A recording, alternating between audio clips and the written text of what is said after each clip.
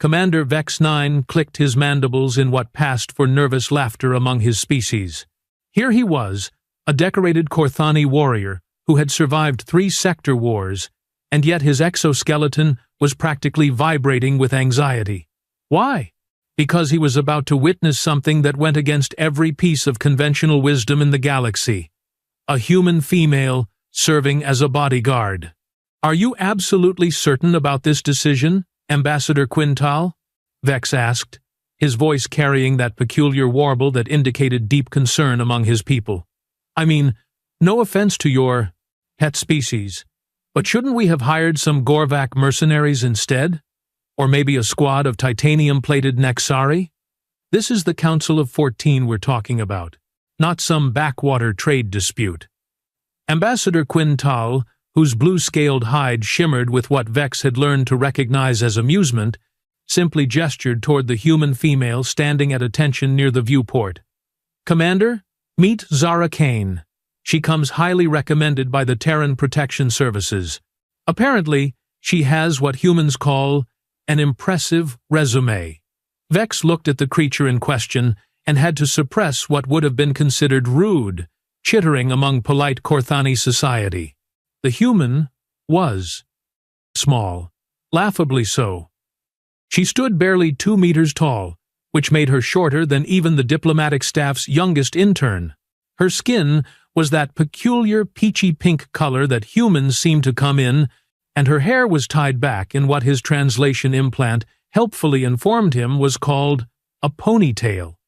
She wore a simple black suit that looked more appropriate for a business meeting than intergalactic warfare. "With all due respect, Ambassador," Vex said, trying to keep the skepticism out of his voice and failing spectacularly, "she looks like she'd have trouble opening a particularly stubborn food container, let alone protecting you from the most dangerous political gathering in known space." Zara Kane turned her head slightly, and Vex caught a glimpse of her eyes. They were brown, a mundane, unremarkable brown that reminded him of fertile soil back on Korthak's prime. But there was something in those eyes that made his survival instincts suddenly perk up and start paying attention. "I can hear you, you know," she said, her voice carrying that flat, matter-of-fact tone that humans seem to excel at. "And for the record, I've opened plenty of stubborn containers in my time, some of them even shot back." The casual way she delivered that line made Vex's primary heart skip a beat. Was that a threat? Or a joke? With humans, it was often impossible to tell the difference. "See?" Quintal said, his scales now practically glowing with mirth. "I told you she was perfect for the job." Perfect for getting them all killed, maybe, Vex thought, but didn't say aloud. Instead, he pulled up her file on his wrist display and began reading through it while trying to maintain his composure. What he saw made his secondary heart start acting up too. Zara Kane, age 32 Terran years, former military specialist in something called close quarters combat, decorated veteran of the Proxima Centauri incident, and currently employed by what appeared to be a very exclusive private security firm. The list of her previous clients read like a who's who of the galaxy's most paranoid and dangerous individuals, all of whom were still breathing. That was, actually, somewhat impressive. "Still," Vex muttered, more to himself than anyone else, "the Council of 14 isn't exactly known for their restraint when it comes to eliminating problems." "What was that?" Zara asked, stepping closer to his position. Vex noticed that despite her small stature, she moved with a fluidity that reminded him of the apex predators back on his homeworld. "Did you say something about problems?" "I was merely expressing concern about the upcoming negotiations," Vex replied, trying to sound diplomatic. "The hegemony lords have been known to solve disputes through rather direct methods." Zara's mouth curved upward in what Vex's cultural database identified as a smile, though it looked more predatory than friendly. "Oh, I'm counting on it." That response sent a chill down Vex's spinal ridge. Humans, he was beginning to realize, had a very different relationship with danger than most civilized species. While any sane being would try to avoid conflict, humans seem to have this disturbing tendency to run toward it with what could only be described as enthusiasm. The transport ship shuddered slightly as it dropped out of hyperspace, and through the viewport, Vex could see their destination. Station Omega-7, a massive diplomatic complex that floated in neutral space like a metallic monument to galactic cooperation. Or, as Vex preferred to think of it, like a very expensive tomb waiting to be filled. "Arrival in 30 minutes, announced the ship's AI in that annoyingly cheerful tone that all transport AIs seem to be programmed with.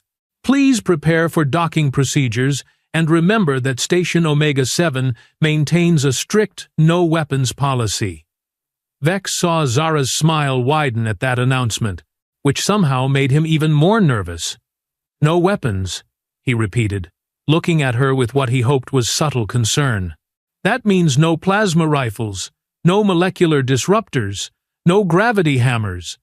How exactly are you planning to protect the ambassador without any proper equipment?" Zara flexed her fingers in a gesture that looked casual, but somehow made Vex want to take a step backward. Who said anything about needing weapons? Before Vex could ask what that meant, the ship's communications system crackled to life with an incoming transmission. The holographic display flickered into existence, revealing the imposing figure of High Chancellor Morvac, leader of the hegemony, and the being who had called this emergency session of the Council of 14. Morvac looked exactly like what Central Casting would order if they needed someone to play an evil galactic overlord. His species, the Drakari, were naturally intimidating, standing 3 meters tall, with obsidian-black scales, glowing red eyes, and teeth that could punch through starship hull plating. The fact that Morvac wore ceremonial battle armor decorated with the skulls of his enemies didn't exactly help his image as a reasonable negotiator. "Greetings, Ambassador Quintal." Morvac's voice rumbled through the ship's speakers like distant thunder. "I trust your journey has been uneventful." There was something in the way he emphasized that last word that made Vex's danger sensors start flashing metaphorical warning lights. "High Chancellor," Quintal replied with diplomatic smoothness. "Thank you for arranging this meeting. The Corthani Republic is always ready to participate in constructive dialogue." Morvac's laugh was the sound of starship hulls being torn apart. "Oh, there will definitely be construction involved, Ambassador. We're going to be building a new galactic order, and I do hope you'll choose to be part of the Foundation rather than disposed of with the rubble." Vex felt his mandibles clench involuntarily. That wasn't diplomacy. That was a barely veiled threat, delivered with all the subtlety of a meteor impact. "I look forward to hearing your proposals," Quintal said, maintaining his diplomatic tone despite the obvious menace in Morvac's words. "Excellent. I'll see you in the main conference chamber in 1 hour." "Oh, and Ambassador?" Morvac's red eyes seemed to focus directly on the camera. "I do hope you haven't brought any unnecessary security personnel. This is meant to be a peaceful gathering of civilized leaders. After all." The transmission cut off, leaving the 3 of them in uncomfortable silence. "Well," Vex said finally, "that wasn't ominous at all." Zara, who had been listening to the entire exchange with what appeared to be mild interest, simply nodded. "Yep, he's definitely planning to kill you all." "What?" Vex's voice cracked in a way that would have been embarrassing under normal circumstances. "Oh, come on," Zara said, looking at him like he'd just failed a basic intelligence test. "Did you miss the part where he practically announced his plans to commit mass murder? The only question is whether he's going to do it during the opening ceremonies or wait until dessert." Ambassador Quintal's scales had lost their amused shimmer, and were now displaying what Vex recognized as color pattern for deep concern. "Miss Kane, are you suggesting that the High Chancellor intends to eliminate the other council members?" "I'm not suggesting anything," Zara replied. "I'm stating it as fact. That wasn't a diplomatic invitation. That was a villain monologue, delivered with all the finesse of a sledgehammer to the face. If this were a human entertainment program, Ominous music would be playing right about now. Vex looked back and forth between the human and his ambassador, trying to process what he was hearing. But that's impossible. The Council of 14 has been meeting for over 2 centuries. There are protocols, agreements, safeguards, all of which become remarkably ineffective when someone decides to ignore them, Zara pointed out. And judging by our friend's performance just now, he's not particularly concerned about following traditional diplomatic procedures. The ship shuddered again as the docking clamps engaged, and Vex realized with growing dread that they were now committed to this course of action. They were about to walk into what was very likely a trap, protected only by a small human female who seemed to view the entire situation as some sort of amusing challenge. "So what do we do?" he asked, hating how his voice came out as barely more than a whisper. Zara checked something on a small device attached to her wrist. Vex's scanners couldn't identify what it was, which was somehow even more unsettling. "We go to the meeting, smile politely, and wait for the bad guys to make their move. And then?" Her smile returned, and this time Vex was absolutely certain it belonged on the face of a predator. "And then I show them why humans don't make good victims." As they disembarked from their transport and made their way through Station Omega, 7's pristine corridors, Vex couldn't help but notice how the other diplomatic parties were arranged. Every single delegation had brought multiple bodyguards, towering Gorvak warriors, sleek Nexari assassins, even a few of the legendary Vorthak death dealers. The corridors looked like a convention of the galaxy's most dangerous beings. And then there was their group. One nervous Korthani commander, one increasingly worried ambassador, and one human female who looked like she was on her way to a business lunch rather than a potential massacre. "This is insane," Vex muttered as they approached the main conference chamber. "We're going to die, and the last thing I'll see is that human's inexplicable confidence." "Hey," Zara said, falling into step beside him, "look on the bright side." "There's a bright side to imminent death?" "Sure. If I'm wrong about all this, you get to spend the rest of your life telling everyone about the time you worried for nothing. And if I'm right," she shrugged casually, "well, it's going to be one hell of a show." The massive doors to the conference chamber slid open with a sound like fate being sealed, and Vex got his first look at what was very likely going to be his tomb. The chamber was circular, with 14 seats arranged around a central holographic display. Representatives from 13 different species were already seated, each flanked by their chosen protectors. All eyes turned toward their small group as they entered, and Vex could practically feel the mixture of confusion and contempt directed at their human bodyguard.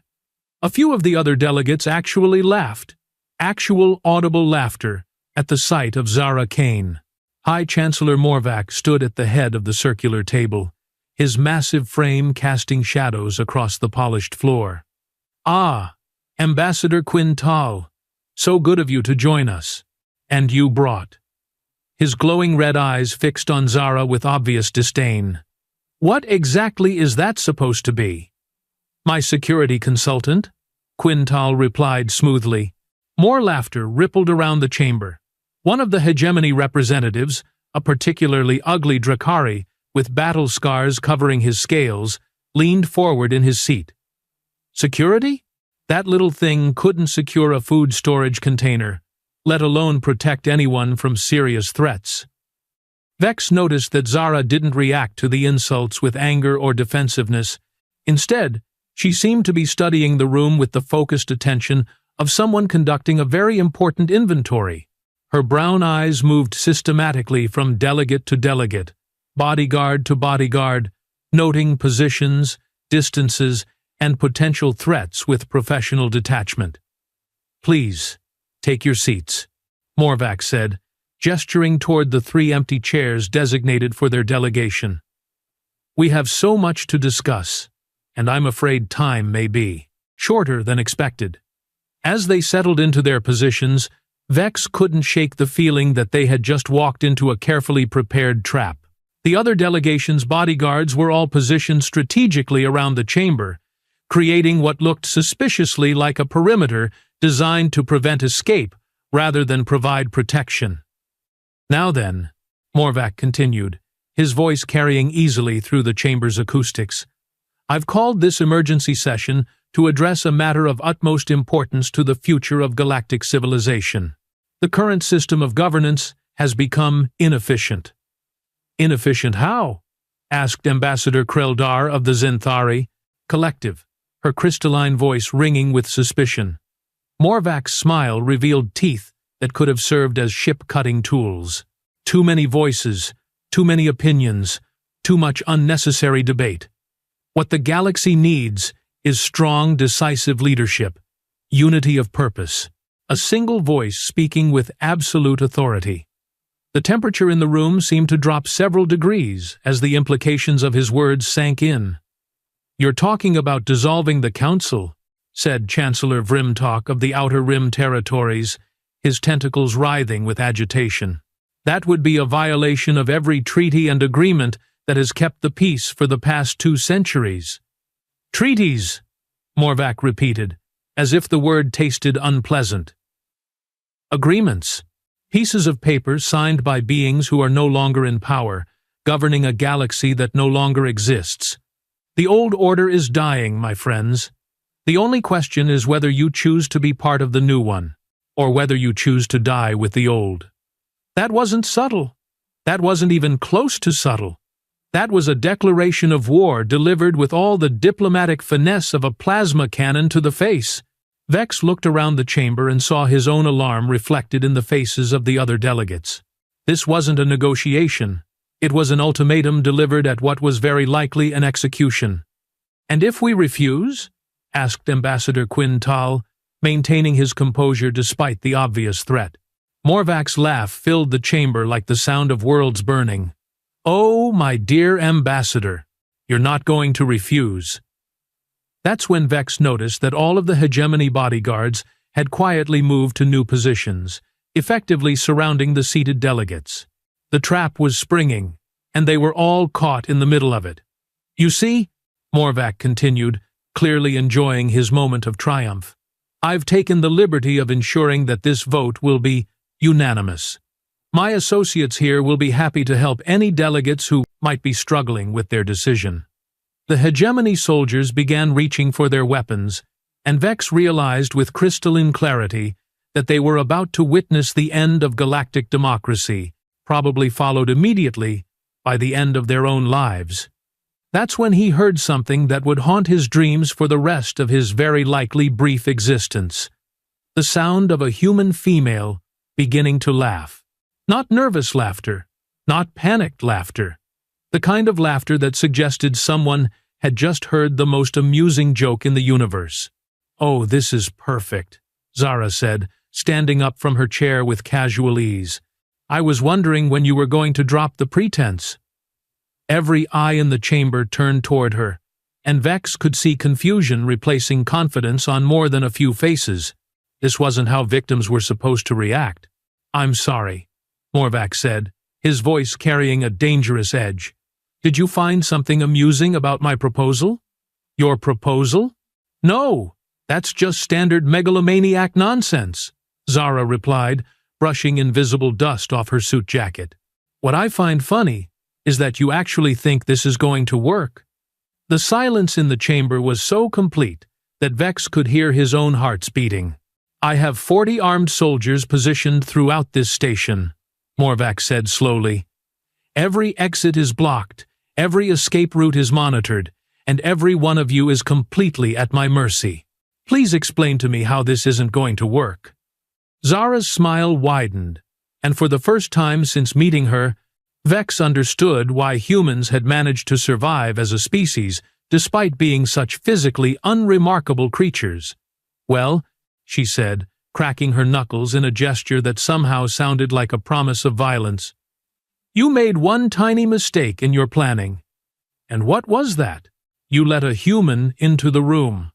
What happened next would go down in galactic history as either the most spectacular rescue operation ever recorded, or the most terrifying display of human combat capability that anyone had ever witnessed.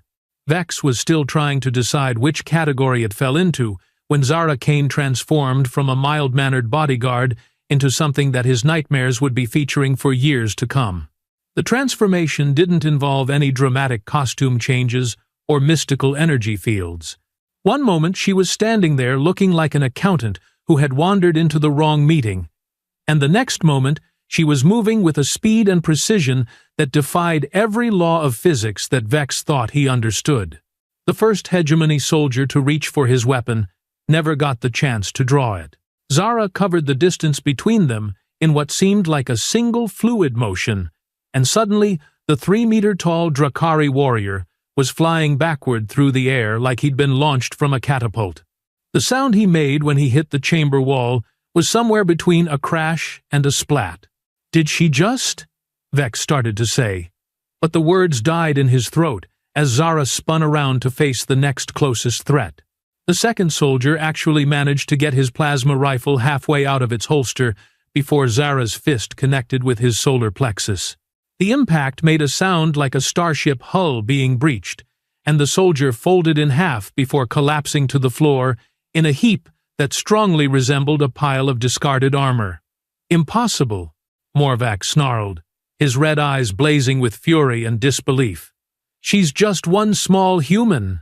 "Yeah," Zara replied conversationally while dodging a plasma bolt that came close enough to singe her hair. "But I'm a really annoyed small human, and trust me, that makes all the difference." The third soldier tried to be clever about it. Instead of charging straight at her, he attempted to flank around the conference table to get a better angle for his shot. Zara watched him position himself with the kind of patient interest that a scientist might show while observing a particularly stupid laboratory specimen. When he finally pulled the trigger, Zara wasn't there anymore. She had somehow rolled under the conference table, emerged on the other side, and was now standing directly behind him, with her hand resting casually on his shoulder. "Excuse me," she said politely, "but you're in my way." What she did next violated so many principles of physics that Vex's brain simply refused to process it properly. The soldier, who easily outweighed Zara by a factor of 4 and stood twice as tall, went sailing through the air in a graceful arc that ended when he crashed into 2 of his colleagues, with enough force to send all 3 of them tumbling across the floor like discarded toys. "This is impossible," Ambassador Krell Dar whispered, her crystalline voice barely audible above the sounds of combat. "Humans aren't supposed to be capable of this." "Tell that to the guys getting their scales handed to them," Vex replied, unable to tear his eyes away from the ongoing spectacle. By now, the remaining hegemony soldiers had realized that their standard tactics weren't working and had shifted to a more coordinated approach. They began moving in formation, trying to surround Zara and overwhelm her with sheer numbers. It was a sound strategy that had worked against countless opponents throughout galactic history. Unfortunately for them, Zara Kane wasn't most opponents. She moved through their formation like water flowing around stones, except if water could punch holes through starship armor and leave trained killers wondering what had just hit them. Every attempt to pin her down resulted in another soldier joining the growing collection of unconscious bodies scattered around the chamber. "How is she doing that?" demanded Chancellor Vrimtalk, his tentacles writhing with agitation. "She's not even using any weapons. Who needs weapons when you are the weapon?" Zara called out cheerfully while simultaneously kicking one soldier in the chest and elbowing another in what Vex's anatomy scans suggested were very sensitive areas. The most disturbing part, from Vex's perspective, wasn't the casual way she was dismantling what should have been an overwhelming force of elite warriors. It was the fact that she was clearly enjoying herself. Every punch, every kick, every impossible feat of acrobatic combat prowess was delivered with the enthusiasm of someone who had finally found a hobby they were passionate about. High Chancellor Morvac, meanwhile, was rapidly losing what remained of his composure. His carefully planned coup was falling apart in the most humiliating way possible, and the being responsible for it was a creature that barely reached his chest and looked like she should be working in an office somewhere. "Kill her!" he roared at his remaining soldiers. "I don't care what it takes. Bring down the entire station if you have to." "Oh, now you're just being dramatic," Zara said, pausing in her systematic destruction of his forces to give him a disapproving look. "Nobody's bringing down anything. This is a precision operation, not a demolition party." To prove her point, she grabbed the nearest soldier by his weapon harness and used him as a battering ram to clear a path through his colleagues. The resulting domino effect was both mathematically impressive and aesthetically pleasing, at least from an artistic standpoint. "Besides," she continued, while stepping delicately over the groaning bodies, "I'm having way too much fun to let this end quickly." That statement sent a chill down Vex's spinal column that had nothing to do with the station's climate control system. The idea that this level of violence was considered entertainment by human standards was more terrifying than any weapon he'd ever encountered. The last group of soldiers tried a different approach. Instead of attacking Zara directly, they moved to threaten the delegates, clearly, hoping that she would surrender to protect the people she was supposed to be guarding. It was, Vex realized later, possibly the worst tactical decision in recorded military history. Zara's expression changed from playful enjoyment to something that made Vex's survival instincts start screaming at him to find the nearest exit and use it immediately. Her brown eyes went flat and cold, and when she spoke, her voice carried the kind of quiet menace that suggested someone was about to have a very bad day. "Now you've gone and made me angry," she said softly. What happened next was less like combat and more like a natural disaster with a human face. Zara moved through the remaining soldiers with mechanical precision, each strike calculated to neutralize threats while avoiding any damage to the delegates or the station's critical systems. The soldiers' armor, which was designed to withstand plasma fire and molecular disruptors, proved remarkably ineffective against whatever human fighting techniques Zara was employing. "This is incredible," Ambassador Quintal whispered to Vex. "I knew humans were supposed to be adaptable, but this is beyond anything in the intelligence reports." "Intelligence reports," Vex repeated numbly. "Right. I don't suppose any of those reports mentioned that humans can apparently violate the laws of physics when they're sufficiently motivated?" "Oddly enough, no. That seems to have been omitted from the official documentation." By the time the dust settled, literally and figuratively, the conference chamber looked like a tornado had passed through it. 43 elite hegemony soldiers lay scattered across the floor in various states of unconsciousness and regret. The conference table was somehow still intact, though it now had several boot prints on its surface that suggested Zara had used it as a springboard at least once during the proceedings. High Chancellor Morvac stood alone in the center of the chamber, his red eyes darting frantically between the unconscious forms of his soldiers and the small human female who was calmly straightening her suit jacket as if she'd just finished a particularly vigorous workout. "This isn't over," he snarled, though his voice lacked the confidence it had held earlier. "The hegemony has fleets, armies, weapons that can crack planets. One human won't be enough to stop what's coming." Zara tilted her head slightly, considering his words with the detached interest of someone evaluating a mildly interesting problem. "You know what the funny thing is about fleets and armies and planet crackers?" "What?" "They're all operated by people. And people, as it turns out, tend to get really nervous when word gets around that their supposedly invincible leader got his entire personal guard defeated by a single human in a business suit." She was right, Vex realized. News of this incident would spread throughout the galaxy faster than a hyperspace communication burst. The image of the mighty hegemony brought low by one small human would be impossible to suppress, and impossible for Morvac's enemies to ignore. "You see," Zara continued, walking casually toward the increasingly agitated Drakari leader, "the thing about ruling through fear and intimidation is that it only works as long as people believe you're invincible. Once that illusion gets shattered, well, Let's just say that tyrants tend to develop a lot of enemies very quickly. Morvac backed away from her, his massive frame somehow seeming smaller than it had at the beginning of the meeting. You don't understand the forces you're dealing with.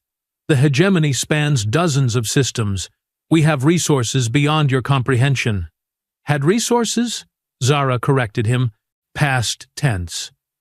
Because I'm willing to bet that by the time news of today's events reaches your home system, you're going to find out just how loyal your subordinates really are when they think you've lost your edge. The sound of approaching footsteps echoed through the chamber, and Vex looked toward the entrance to see a squad of station security personnel rushing in, their weapons drawn and ready. They took in the scene of devastation with expressions that suggested they were having trouble processing what they were seeing. Station security, announced their leader, a professional-looking Nexari whose scales were displaying the color patterns for extreme confusion. We received reports of weapons fire and… What in the name of the eternal void happened here? Diplomatic negotiations, Zara replied cheerfully. They got a little heated. The security chief's scales shifted through several different color combinations as he tried to figure out how to respond to that. Ma'am, we're going to need you to come with us for questioning. There are protocols for this sort of… whatever this was. Of course, Zara said, nodding agreeably.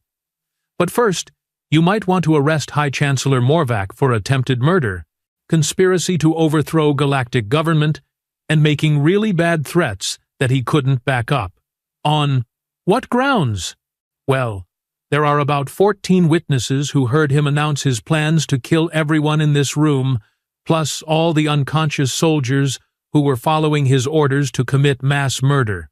I'd say you've got plenty of grounds. The security chief looked around the chamber again, taking in the scattered bodies, the scorch marks from plasma fire, and the general atmosphere of barely contained chaos. And you stopped all of this? Alone? Hey, I had help, Zara protested, gesturing toward Vex and Ambassador Quintal. They provided moral support. Moral support, Vex repeated weakly. Right, that's exactly what we provided. As station security began the process of arresting Morvac and collecting his unconscious soldiers, Vex found himself standing next to Zara while trying to process everything he had just witnessed. So, he said eventually, when you said you had experience with stubborn containers that shot back. I wasn't kidding, she replied, though to be fair, most of them put up more of a fight than these guys did. Most of them?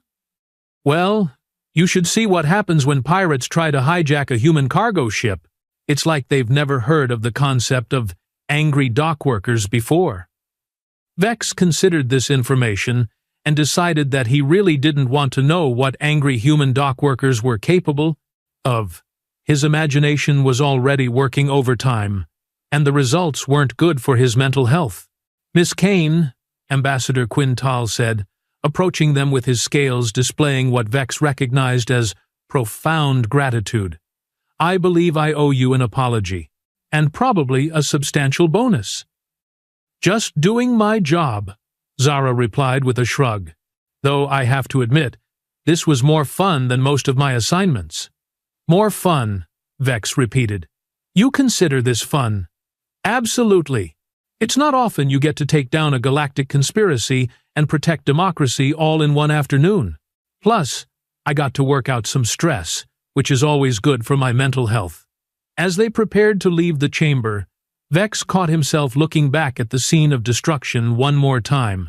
In the space of less than an hour, he had witnessed the collapse of what should have been an unstoppable coup, the downfall of one of the galaxy's most feared leaders, and the single most impressive display of combat prowess he had ever seen. And it had all been accomplished by one small human female who looked like she should have been reviewing financial reports instead of dismantling galactic conspiracies.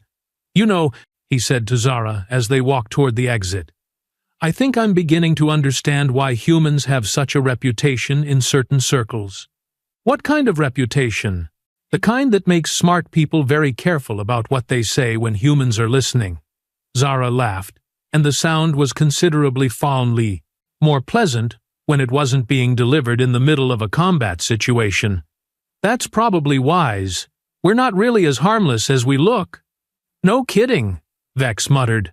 As news of the failed coup spread throughout the galaxy, Vex found himself fielding communications from intelligence agencies, military organizations, and diplomatic services that all wanted to know the same thing. Exactly what had happened in that conference chamber, and how one human had managed to single-handedly prevent what should have been the end of galactic democracy. His reports were detailed, accurate, and completely unbelievable to anyone who hadn't been there to witness the events firsthand. The official records would eventually be classified at the highest security levels, not because they contained sensitive information, but because nobody wanted to deal with the panic that would result if the general population found out just how dangerous humans could be when properly motivated. The hegemony, meanwhile, collapsed within a matter of weeks. Just as Zara had predicted, news of Morvac's humiliating defeat had spread throughout their territory faster than their propaganda services could suppress it. Subordinate commanders began declaring independence, rival factions started fighting amongst themselves, and entire fleets defected to other powers rather than serve under a leader who had been defeated by a single unarmed human. Morvac himself was tried and convicted on charges of conspiracy, attempted murder, and what the court records diplomatically referred to as conduct unbecoming a galactic leader. He was sentenced to life imprisonment on a penal colony where, according to the reports Vex received, he spent most of his time insisting that his defeat had been the result of some sort of secret human super-soldier program. Zara Kane, for her part, returned to her normal duties with Terran Protection Services, though her client list suddenly became considerably more exclusive. Apparently, word had gotten around that she was very, very good at her job. So what did we learn from all this? Ambassador Quintal asked Vex during their journey home.